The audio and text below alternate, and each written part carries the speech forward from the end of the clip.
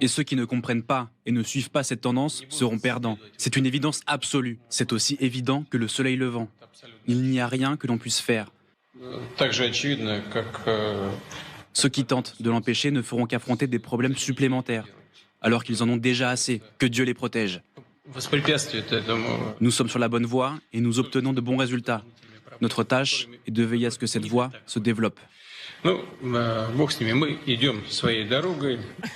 Voilà, le mot d'ordre de Vladimir Poutine, appliqué, mis en musique déjà par son ministre Lavrov. Et oui, c'est donc par Cuba, en terrain déjà conquis fatalement, que Sergueï Lavrov a terminé cette fameuse tournée en Amérique latine.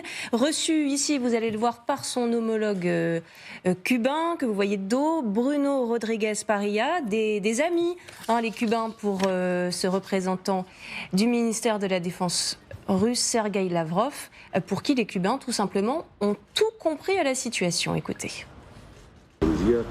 Nous apprécions grandement le fait que dès le début de l'opération militaire spéciale, nos amis cubains, le président Díaz-Canel et d'autres représentants du gouvernement ont très clairement exposé leur position et exprimé leur pleine compréhension des raisons qui ont conduit à la situation actuelle. Je veux parler bien sûr de l'expansion imprudente de l'OTAN directement à nos frontières. Voilà, Cuba a frappé depuis 60 ans par un embargo américain, donc plus sensible qu'aucun autre à ce discours de Sergueï Lavrov sur, je cite, les sanctions illégales de l'Occident. Alors la Havane, c'était la dernière étape de cette tournée qui aura donc conduit Sergueï Lavrov du Brésil au Nicaragua, en passant par le Venezuela, notamment avec à chaque fois la présentation d'une réalité qu'on pourrait presque qualifier d'alternative, celle d'un monde où la Russie, oui, défend la charte de l'ONU, ici depuis Caracas. Nous coopérons étroitement dans les affaires internationales. La Russie et le Venezuela sont attachés aux principes fondamentaux de la Charte des Nations Unies, notamment l'égalité souveraine des États et la non-ingérence dans les affaires intérieures. Nous sommes solidaires avec eux. Nous parlons à partir d'une position unifiée pour défendre le droit des peuples à déterminer leur propre avenir, leur destin sans ingérence extérieure, sans diktat et sans chantage. Et sans bien sûr tenter de les influencer par des mesures restrictives, unilatérales et illégales, comme le fait actuellement l'Occident de manière collective. Voilà, vous l'avez compris, cette tournée vise donc à convaincre que dans cette guerre, la Russie en fait ne fait que défendre le droit des peuples à disposer d'eux-mêmes face à une OTAN qui, elle, ne cesserait de se mêler de ce qui ne la regarde pas partout dans le monde. On le réécoute encore, Sergueï Lavrov, cette fois-ci au Nicaragua. Les tentatives de faire proliférer leur hégémonie, de donner des ordres à tout et à tout le monde, partout dans le monde, sont visibles dans ce qui se passe actuellement autour de l'Ukraine et dans les prétentions de l'OTAN à jouer le rôle de garant de la sécurité mondiale, y compris dans la région de l'Asie-Pacifique et dans un certain nombre d'autres régions du monde.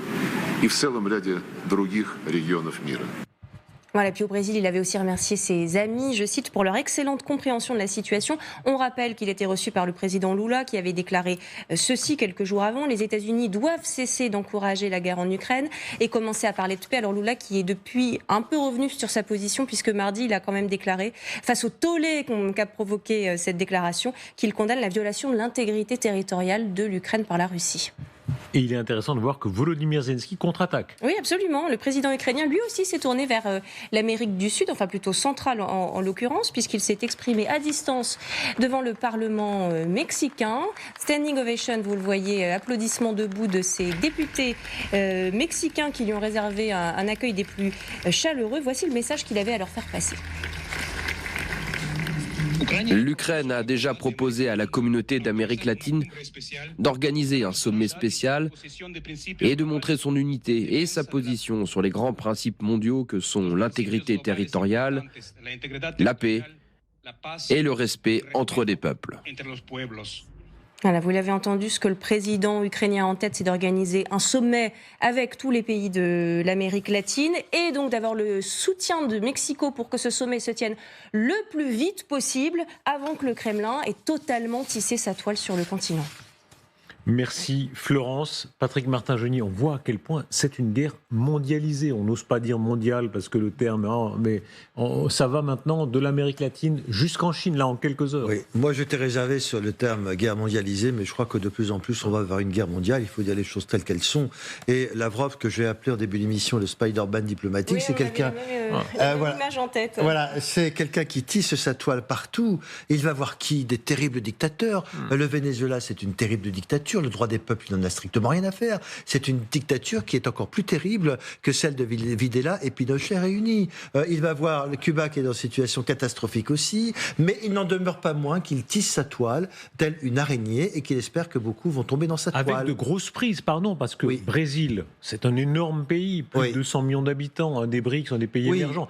L'Afrique du Sud, considérable pays. Le Brésil, c'est disons, c'est quelqu'un qui est rattrapable en ce sorte que le Brésil, ce n'est pas une dictature. On a vu qu'il s'était fait remonter les bretelles par Washington, donc il va revenir à une position un peu plus modérée. Mais vous avez raison, en Afrique, partout. Regardez ce qui se passe au Soudan. Il y a le groupe Wagner qui est soupçonné de soutenir l'une des factions militaires. Donc oui, force est de constater que la Russie, hélas, je dirais, n'est pas isolée. Et la multipolarité à la russe, c'est le soutien à l'impérialisme russe. Rappelons cet extraordinaire moment. Il date, mais c'est Xi Jinping face à Justin Trudeau. Et on a vraiment les deux mondes qui s'opposent.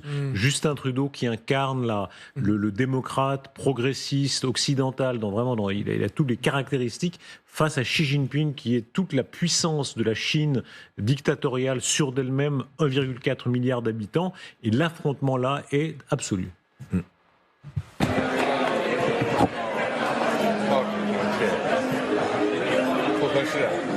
Everything we discuss has been leaked to the paper. That's not appropriate. 而且我们也不是那样进行的。And that's not how the conversation was 如 conducted. 果有诚心，咱们就用一个互相尊重的态度来进行很好的沟通。 If there is 否则这个结果就不好说了。 sincerity on your part, free and open and frank dialogue, and that is what we will continue to have. We will continue to look to work constructively together, but there will be things we will disagree on, and we will have 一切可以坚持。创造条件，创造条件。 Let's create the conditions first. 好。Voilà, ça c'est un moment saisissant. Il faut rappeler la circonstance dont Justin Trudeau publiquement avait ramené la Chine à un certain nombre de ses problèmes de droits humains, etc. Et la Chine là dit mais ne nous parlez plus jamais comme ça. Nous on ne veut plus prendre de leçons des Occidentaux. Oui, mais il y avait un contentieux déjà. Vous vous souvenez, il y avait, je crois que c'est le numéro 2 de Huawei qui avait été arrêté et avec menace d'extradition vers les États-Unis et qui est resté, alors je ne sais pas comment ça s'est terminé, mais qui est resté quand même très très longtemps au Canada. Et c'est là ça commençait à dégénérer effectivement avec les Chinois. Les Chinois, ils ont des aussi bons rapport avec le Canada qu'avec l'Australie actuellement. C'est un petit peu compliqué, effectivement. Pardon, je voulais simplement dire une nouvelle qui s'est passée très importante cette semaine, c'est que les Chinois n'en parlent pas trop. On dit jamais ils seront en situation d'envahir Taïwan, d'accord. Sauf qu'ils préparent les conditions d'une conscription. Ils sont en train de dire comment nous allons recruter des soldats, des jeunes formés et préparer le retour des vétérans sous les drapeaux. Donc ça veut dire que quelque part, ils se préparent quand même militairement, même si les experts disent qu'ils n'ont pas encore aujourd'hui la faculté d'envahir Taïwan.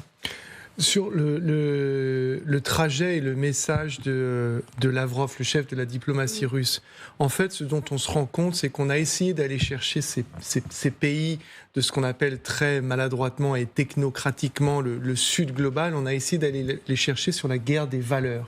Donc la démocratie versus l'autoritarisme, alors qu'ils n'entendent pas du tout cela, parce qu'ils estiment qu'on est très hypocrite dans notre défense de la démocratie, parce qu'il y a plein d'exemples où on a bafoué ces règles qu'on érige, si vous voulez, en normes universelles aujourd'hui. Donc le droit de l'homisme, il n'achète plus. En revanche, ce qui les séduit, c'est l'histoire et le statut.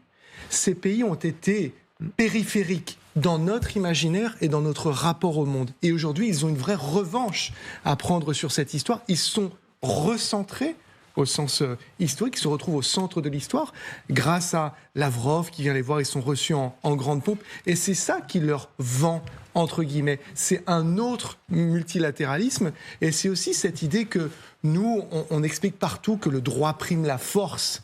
Et eux, ils vendent la force, le respect, l'ordre et le droit, mais un autre droit. Et effectivement, il ne faut pas sous-estimer à la fois la conviction d'un Lula quand il dit ce qu'il dit, mais aussi les dommages que ce déplacement de Lavrov est en train de faire. Et moi, je trouve que ce n'est pas un hasard. Vous savez, Dimitro Kuleba, il était à Bagdad il n'y a pas très longtemps. On ne l'a pas couvert, on n'en a pas parlé.